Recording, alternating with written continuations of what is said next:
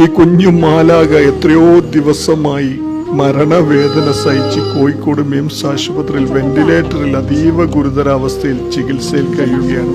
നമ്മുടെയൊക്കെ കുഞ്ഞിനെ പോലെ കണ്ട് ഈ കുഞ്ഞു മാലാകയെ ഒന്ന് സഹായിക്കണേ.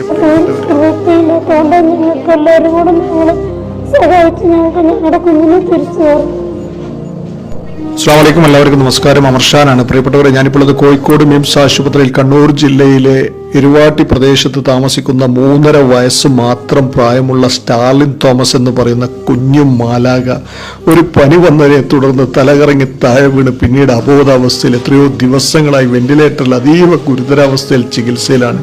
പിന്നീട് സോഡിയം ശരീരത്തിൽ വർദ്ധിച്ചു, തലച്ചോറിൽ പനിയുണ്ടായി. അത് പിന്നീട് മസ്തിഷ്ക ജ്വരം എന്ന രീതിയിൽ ആയതിനെ തുടർന്ന് കൈകാലുകളുടെ ഞരമ്പുകൾ നിലച്ച അവസ്ഥയിലായി മാറി. യൂറിനിലൂടെ സോഡിയം പുറത്തു പോകാതെ വലത്തെ കിഡ്നിയുടെ മുകളിൽ